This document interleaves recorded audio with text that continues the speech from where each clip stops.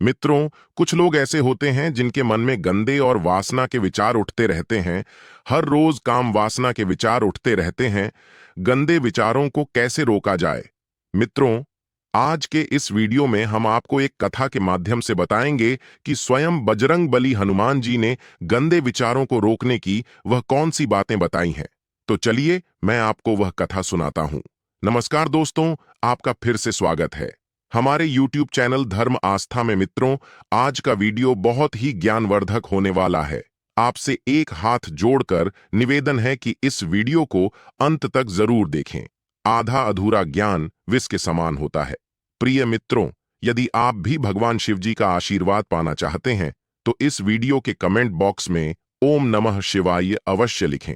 प्रिय मित्रों, एक बार नारद जी जब इंद्रलोक गए तो उन्होंने देखा कि इंद्रदेव रंभा उर्वशी मेनका के साथ भोग विलास में मग्न थे।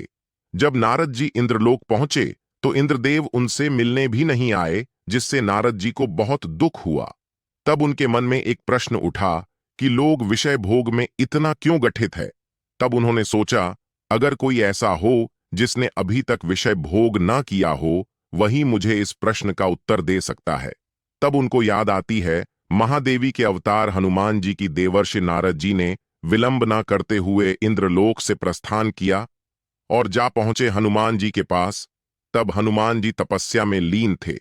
जैसे ही नारद मुनि वहां पहुंचे, तब हनुमान जी ने आंखें खोलीं और देवर्षि नारद जी से बोले, हे नारायण भक्त, देवर्षि नारद जी, आप आज हमारे पास आए हैं।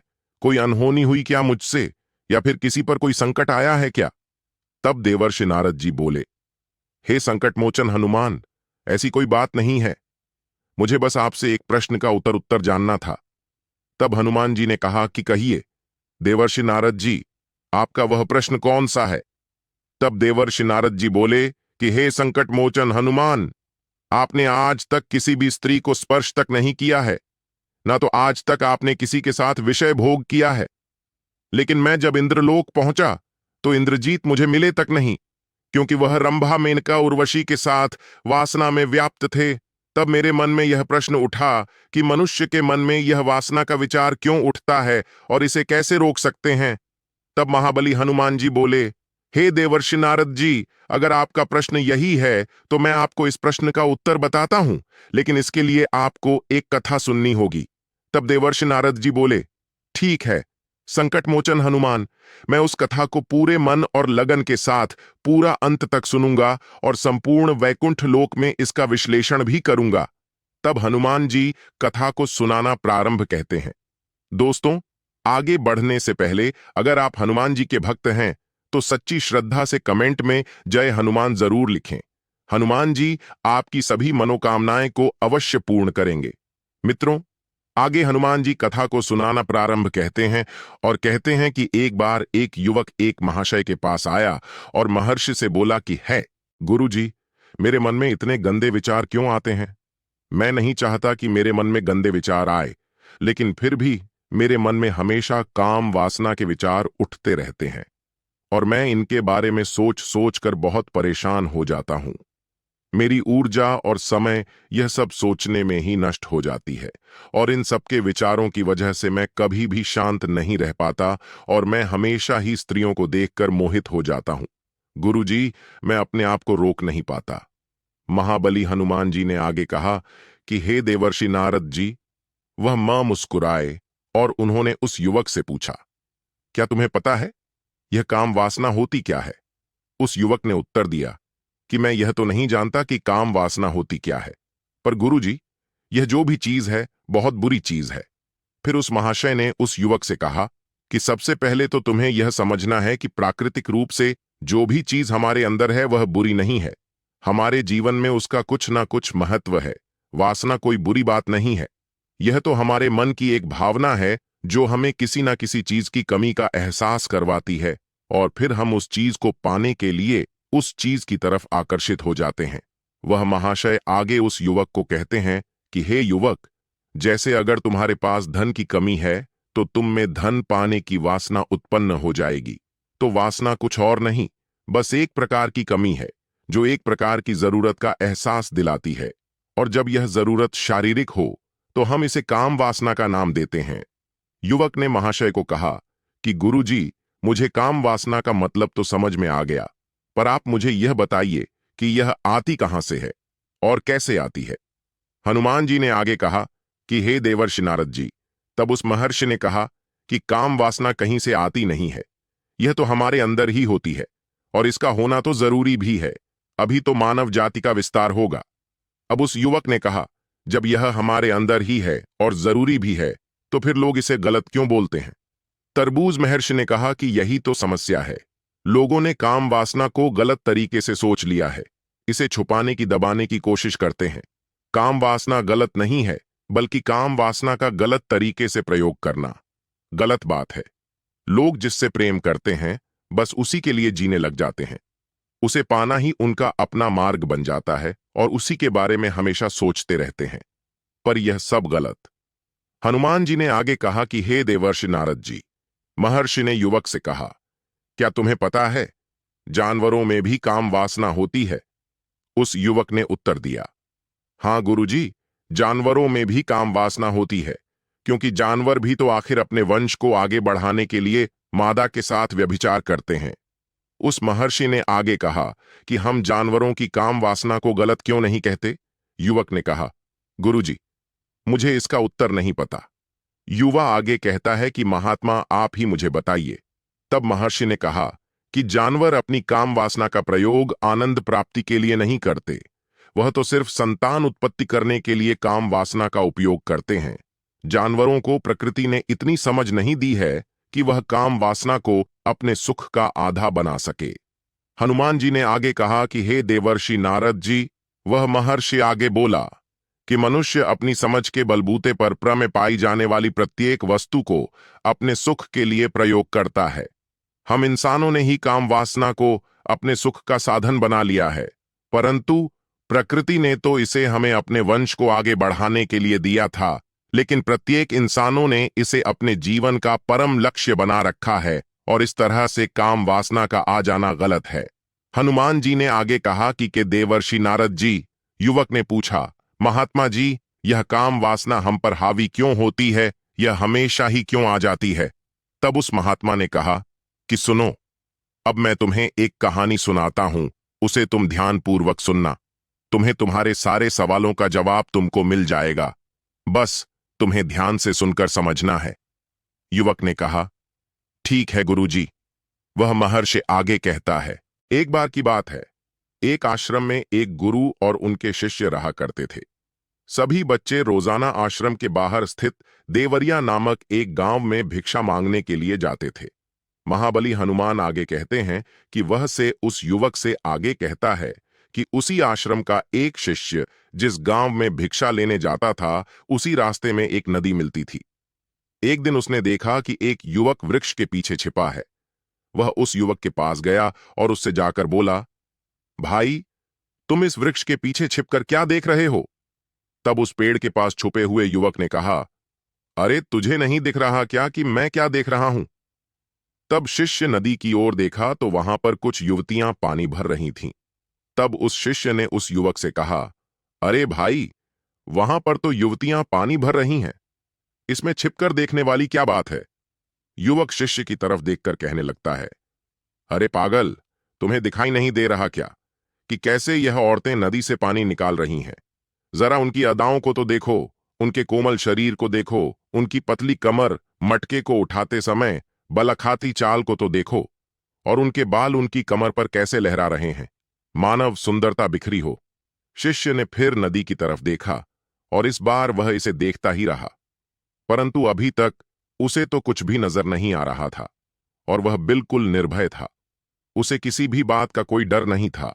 लेकिन अब वह छिप के उन युवतियों को देखने लगा, और जब वह छिपकर युवतियों को देख रहा था, तभी वह अचानक अंदर से अपने ही अंतर्मन से कांप गया और उसने कहा कि यह हमें क्या कर रहा हूं, मैं जो कर रहा हूं वह सही नहीं है, मुझे यहां से चले जाना चाहिए। और फिर वह जल्दी से वहां से चला गया। वह आश्रम पहुंच जाता है। महाबली बजरंगबली आगे कहते हैं कि देवर्षि नारद जी वह जाकर अपने कार्यों में लग गया, लेकिन जो वह आज देख कर आया था, अब भी वही उसकी आंखों के सामने बार बार आ रहा था। उसके मन में वही दृश्य चल रहा था। उसका मन वहीं सब कुछ देखने के लिए उतावला हो रहा था। उसका किसी भी काम में मन नहीं लग रहा था। सुबह होते ही बहुत जल्दी ही शिक्षा के लिए निकलता है और उस नदी के पास वाले वृक्ष के पास जाता है जहां पर वह युवक पहले से मौजूद रहता था। वह शिष्य भी उसके साथ मिलकर युवतियों को छुप छुप कर देखने लगता है। महर्षि आगे कहते हैं कि अब वह रोज ऐसा करने लगा, लेकिन अब उस शिष्य का मन किसी भी काम में नहीं लगता था। वह हमेशा ही किसी न किसी प्रकार के विचारों में उलझा रहा है था। वह आश्रम के कार्यों को भी ठीक तरीके से नहीं कर पा रहा था। न वह ठीक से सो पा रहा था, न वह ठीक से खाना खा पा रहा था। उसका मन बेचैन रहने लगा था। उसका मन बार बार उन युवतियों के सौंदर्य को देखने के लिए उतावला होता रहता था। जब गुरु उसके गुरु शिक्षा देते थे, तब भी उसका मन कहीं और विचारों में खोया रहता था। जब शिष्य का यही रोज रोज का हो गया तो गुरु ने अपने शिष्य की इन हरकतों को भांप लिया था। महाबली हनुमान नारद जी को कथा सुनाते हुए आगे कहते हैं कि एक दिन गुरु ने शिष्य को अपने पास बुलाया और कहा कि आज से मैं भी तुम्हारे साथ भिक्षा मांगने चलूंगा। हम दोनों साथ साथ भिक्षा मांगने चलेंगे। तब शिष्य गुरु को मना करते हुए बोला, नहीं गुरुदेव, आप परेशान क्यों हो रहे हो? मैं अकेला ही ठीक से भिक्षा मांग सकता हूं। गुरु ने शिष्य से कहा कि ठीक है, तुम अकेले ही भिक्षा मांगने जाओ। जैसे ही गुरुजी ने इतनी बात कही, वह शिष्य तुरंत वहां से भिक्षा मांगने के लिए निकल गया। उसके जाने के बाद गुरु भी आश्रम से निकल गए और वह अपने शिष्य का पीछा करने लगे कि वह कहां जाता है, किसे मिलता है। यह सब देखने के लिए उसके पीछे पीछे चलने लगे। कुछ आगे जा आने के बाद गुरु ने देखा कि उनका शिष्य एक युवक के साथ एक वृक्ष के पीछे किसी अपराधी की तरह छिपा हुआ है और छिपकर कुछ देख रहा था। गुरु भी अपने शिष्य के पीछे गए। उन्होंने सोचा कि आखिर उनका शिष्य क्या देख रहा है, जिसे देखने के लिए वह वृक्ष के पीछे अपराधियों की तरह छिपा हुआ है।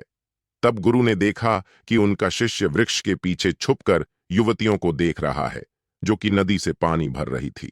तभी गुरु बोल पड़े कि शिष्य, तुम यह क्या देख रहे हो? अपने गुरु की आवाज सुनकर वशिष्ठ घबराकर विचलित हो गया और उसके पसीने छूटने लगे।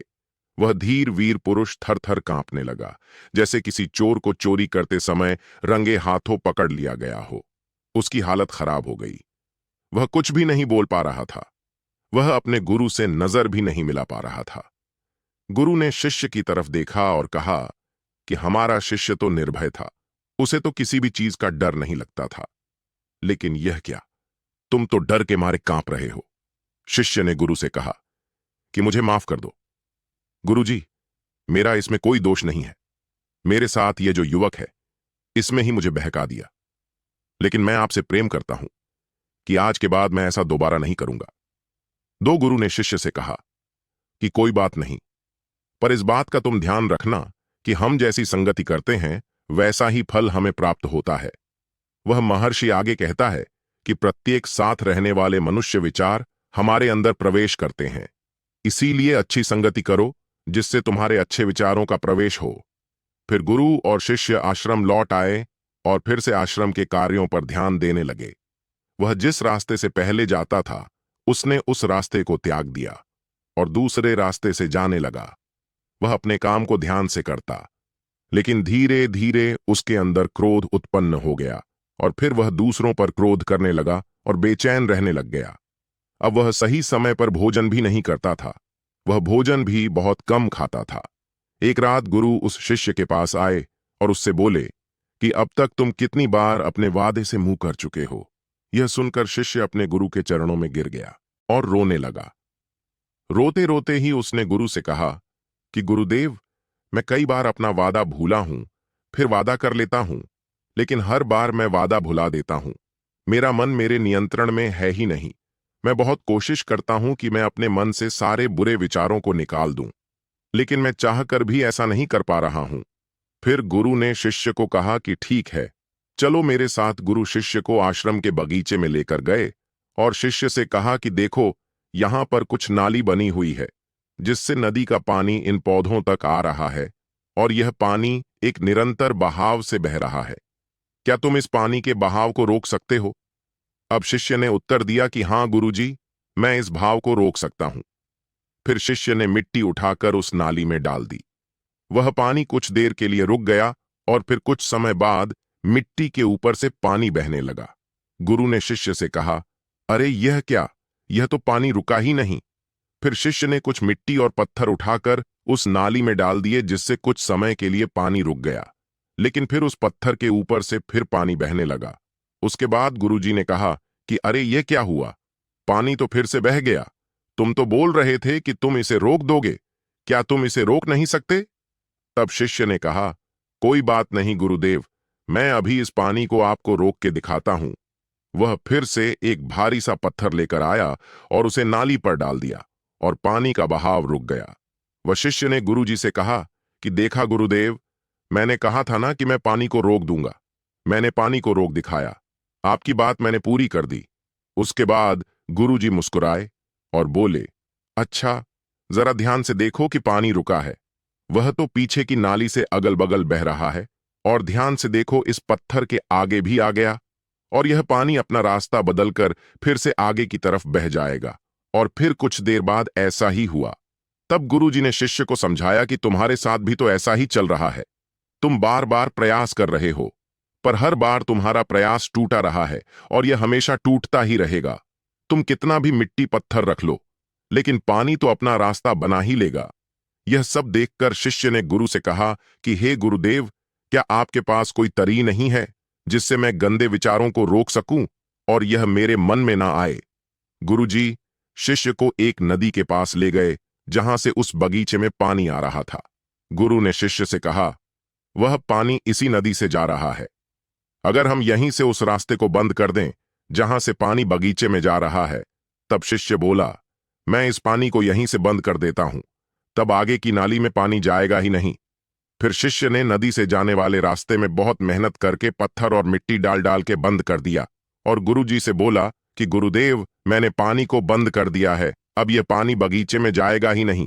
तब गुरु ने कहा कि अगर पानी बगीचे में नहीं जाएगा तो पौधों को पानी कहां से मिलेगा? उन पौधों को तो पानी की आवश्यकता है, और उन पौधों में कुछ पौधे तो ऐसे हैं जिनको रोज पानी की आवश्यकता है। वह तो मुरझा कर मर ही जाएंगे, उनका क्या होगा? पानी तो हमें खोलना ही होगा। ने गुरु की बात सुनकर वापस नदी से जाने वाले पानी का रास्ता खोल दिया। तब गुरु ने शिष्य से पूछा कि अगर हम इस नदी के पूरे पानी को बगीचे की तरफ कर दें तो क्या होगा? तब शिष्य ने जवाब दिया कि गुरुदेव, वहां पर जितने भी पौधे हैं वह नष्ट हो जाएंगे, वहां पर कुछ नहीं बचेगा। फिर गुरु मुस्कुराए और बोले, मैंने तुमसे यह सब जो करवाया तुमको समझ में आया? कुछ क्या, तुम इस बात को समझ पाए हो कि हमें किसी भी चीज को रोकना नहीं है, बस हमें हमेशा संतुलन बनाए रखना है। कम पानी से भी पौधे नष्ट होते हैं और ज्यादा पानी से भी पौधे नष्ट होते हैं।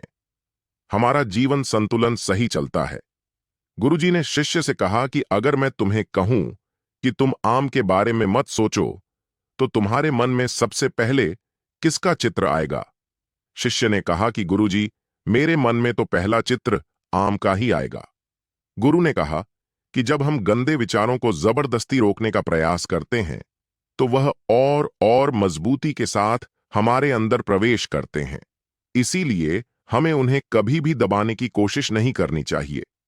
फिर गुरु ने शिष्य को समझाते हुए कहा कि हमारे गंदे विचार बुरे लोगों की संगति करने की वजह से भी आते हैं।